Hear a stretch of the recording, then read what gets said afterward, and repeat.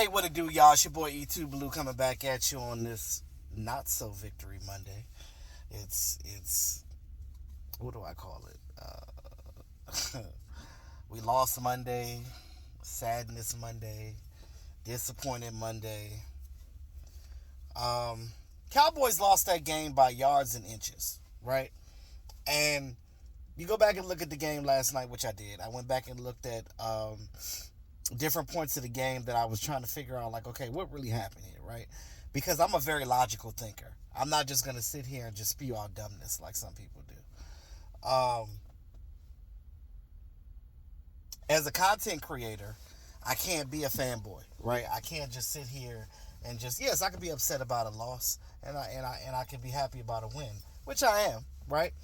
And I can initially like say whatever when the game ends, but when you go back and look at it, that's when I logically think of what's happening, and then I come back and I speak on it with you guys to try to bring some perspective to it to you guys, right? Um,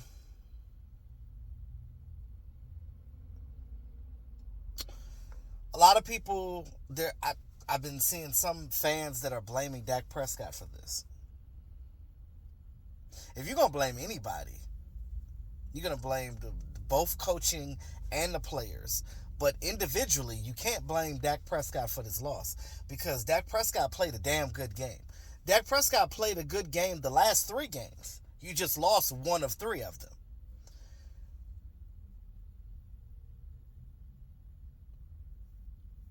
Dak Prescott was had 374 yards and three touchdowns and no turnovers, no interceptions. What the more can you ask from your quarterback? What more can you ask for him? Now, do I want Dak to throw that much? No. But you got to give the Eagles credit. They have a really good team. I've said this going into the game. The Eagles have a really good team. They went and got shout out to their GM. They went and got the pieces that they needed. The Dallas Cowboys didn't. Yes, we got Gilmore and Cooks in the offseason. And I've already told you guys the reason why the Dallas Cowboys don't want to trade any more pieces, because they don't want to lose up any more draft picks, because we're going to need our draft picks for next year. The little that we do have now, we don't have that many draft picks, not if you think about it. Unless we get some compensatory picks at the end of this season, Dallas Cowboys don't have that many picks. I think we maybe have like four. So, you're going to need to draft some offensive linemen. You want to know why? Because offensive linemen do not grow on trees. Nowadays, kids aren't growing up to want to be offensive linemen, so there's a shortage of them. And there's not good ones just sitting on the market at home, because if it was, a lot of teams would have better offensive lines. Dallas Cowboys are not the only team struggling at offensive line. The Eagles just happen to have a great one. The Eagles' their only weakness is their secondary. And we proved that with CeeDee Lamb having 191 yards. Now, let's go through the whole game, right? Well, the parts that I think that mattered when it comes to us losing this game. But shout out to Brandon Aubrey for, getting the NFL record,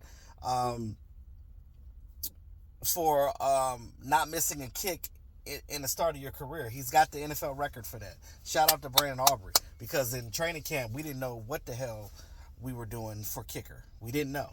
But now, you got a guy that's doing his thing. Shout out to that. So we got a kicker. Dak Prescott played well. If you want to say anything that Dak did that was wrong, was on that 2-point conversion when he stepped out of bounds. But understand, that wasn't a design. That wasn't designed that way. He was trying to get the ball to Cooks to the back corner, but what happened was when he went to go throw the ball, there was nobody. Hassan Reddick was right there on his ass, so he had to run out of the pocket, run around to his right, try to get to the pylon. You're not thinking, oh shit, well I got big feet and shit, my toe came out of there and then I tapped it, and then shit just happens. It just happens. I'm not mad at Dak for that. It is what it is. You know what I'm saying? I give the man credit for trying. If I'm going to fault him for anything, it's that one play where he got flipped upside down like a helicopter. He should have just Beauregarded himself through the player. He should have just fought through instead of jumping or leaping. He should have just fought through it, and he probably would have got the touchdown there. Schoonmaker touchdown. Now, for the idiot that was in Mark's chat that said that I didn't know the rules, see, this is where listening helps. Listening is fundamental. What I said was, yes, I wanted that to be a touchdown. I already knew that you got to break the plane with the ball. Who the fuck don't know that? The point I was making was that they need to change that rule, because if your body is a part of the ball. If the argument that I was trying to make was they need to change the rule that if your body is in the end zone, any part of it, which if you look at the play, his right leg had broke the plane. It was on the inside of the end zone. So although the ball didn't break the plane, his leg did, which is attached to his arm because the ball is in his hand. So they need to change that so it's not just the ball, but if any part of your body is in the end zone, the ball should be too. That's one rule that I wish that they would change. That's the point I was making. I know what the rule is. I'm saying they need to change it to that. Now, as a caveat, Schoonmaker should have ran a better route there. He should have ran a little deeper, a yard deeper. That way, when he caught the ball, just in case the DB that was tackling him, if he kind of pushed him forward, he still would have got forward progress with the ball, and the ball would have been clearly inside that end zone in that situation. But, it is what it is. It is what it is. We kind of kicked ourselves in the ass in certain parts of this game because the Eagles did give you some chances to win this game. You look at the last drive of the game where Dak was driving. Boom, 2 penalties got us closer to the end zone. That deep pass he threw to Gallup, there was a pass interference by the DB. Boom, that was good. Then the second one after that, boom, on the defense. It was rushing the passer, roughing the passer. The guy hit Dak after he threw the ball. Boom, that's 2. Then immediately after that, false start. Shit. Then you get in. Then you get to the end zone, and then it's like, oh shit, we're gonna score. And then it's illegal formation. I guess Chima Udoga, when he came in, what they said was he didn't check in with the ref as an eligible receiver. Now, when you go back and look at it, you can see Dak was talking to the ref, telling him that Chima Udoga is coming in as that eligible. So I don't know what happened there. I don't know how that was called as a penalty. I'm not blaming the ref fully for this game, but I will say the refs did fuck up a lot in this game. But they did also help us in some games too. So I can't sit here and just blame them for that. Now, refs are human too. But they do need to do a better job of officiating these games, because there was one thing where Michael Gallup got clearly punched in the mouth. Clearly got punched in the mouth. And I don't give a goddamn what you say. Go back and look at that. Michael Gallup got hit in the face at the line of scrimmage, as soon as the ball was snapped. They called the flag and then picked the shit back up with no explanation. Like, oh, damn, excuse me, my bad. I didn't know you could do that. Only Cowboys. So I just look at it like this. We can't put ourselves in situations where we have to rely on the refs to fuck up our game. Like, we got to continue to win like how we were in other games. Because all you're going to hear from the hating-ass media is, oh, the Dallas Cowboys can't beat a Super Bowl contending team. The Eagles are a good-ass fucking team. We know that.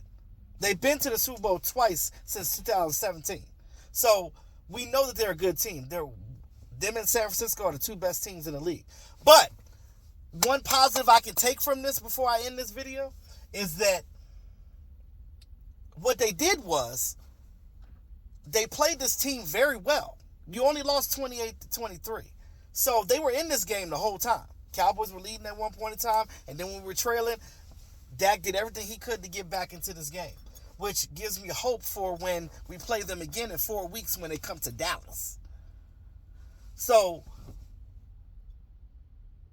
that's how I look at that. And again, we need offensive line help. I don't know what's going on with Biotish and Steele. I don't know if they have injuries, but they allowed a lot of pressures in this game. But shout out to young Tyler Smith. Tyler Smith has been playing well. If you're gonna give anything good on this line, he's actually been playing well. Everybody else, I don't know, even Zach Martin's been giving shit up. I don't know if it's time for him to retire. But I'm gonna tell you this. Next year, Tyron Smith need to go ahead and retire. We need to start this thing over again. We need to draft 2 offensive linemen high. Your first and second pick need to be offensive linemen. I don't give a fuck what people are talking about, because we always want, as fans, we always want that pick, right? Ooh, let's get the flashy running back. Let's get the flashy receiver. Let's get that great tight end. No. You need offensive line. That's how you got Zach Martin. That's how you got Frederick when they were young. That's how you got Tyron Smith. That's how we were the Great Wall of Dallas at one point. Well, in this generation, that was in the 90s, but in our generation, we were just a really good offensive line. But you need to get that again, and to get that again, you got to draft them high. You know the schools that produce good offensive linemen. Nebraska, maybe Oklahoma. Definitely, what's that school? Iowa. Those Mountain West teams are the ones where you get them country cheese eating, corn fed offensive linemen. That's what you need. Big refrigerators, but also athletes at the same time. So yeah, but that works. But anyway, that's all I got for right now. I just look at it like that. It is what it is. We lost the game. I think the biggest thing for me is now you're 3 games behind the Eagles. They're now 8-1. You're 5-3. Shit. But there's a caveat to that. Dallas Cowboys play the Giants next week. with no Daniel Jones, because I think they feared that he tore his ACL, which really sucks for them. I kind of feel bad for them. You never want to see stuff like that. You don't. It really sucks. But, I mean, it's football. It is what it is. Dallas Cowboys are supposed to be looking at Martavius Bryant, the guy that's been suspended for the last up to an amount of years, has not played football since 2018. But, he's going to try with the Cowboys, I think, tomorrow. So we'll see if he's worth anything. But a lot of people keep saying that, I hear people saying that Brandon Cooks is washed. How is he washed? Because in 2 games, he played very well for us. We just have to use him. We're not utilizing him right. I need Mike McCarthy and Brian Schottenheimer to do a better job at scheming and doing things, because I've seen in that thing, I've heard some fans say that Brandon Cooks wasn't open. He was. He was open in this game. And Dak was under so much damn pressure with Hassan Reddick and Jalen fucking Carter coming at his head. That's a big boy. Jalen Carter is a big motherfucker. Imagine being a quarterback and seeing Jalen Carter big ass coming at you. Bro, shit. Let me tell you something. That's a lot. But I'll say this. When I couldn't be no quarterback, bro, because I'd be missing all types of players. That quarterback position hard. I don't know how they do it. Shout out to all these good quarterbacks, because that's a lot. Because you got to scan the whole field while you got big 300-pound boys running at you, trying to hurt you. That's why I played linebacker, because I'd rather hit you than you hit me. I'm just saying. But anyway, that's all I got for right now. In the meantime, between time, man, yeah, we lost, but look, we got a couple of good games coming up. We got the Giants. We got the Commanders. I think we got the Commanders for Thanksgiving. But and we still got the Panthers too. They ain't that good either. So we can still catch back up. Remember, the Eagles got a bye week next week, so that will put us back up 2 games. So within 2 games of them, and the Commanders are only a game behind us. So Cowboys need to because December gonna be rough too. Because remember, you got Miami for Christmas, and you got the Bills. It's going to be hard because you're playing up there, and it's going to be cold as hell. So, yeah. Cowboys better step it up. Figure it out. They got to do something. Like, share, subscribe to the channel, man. It's your boy E2 Blue, always keeping it real, man. Peace out. Y'all have a great Monday.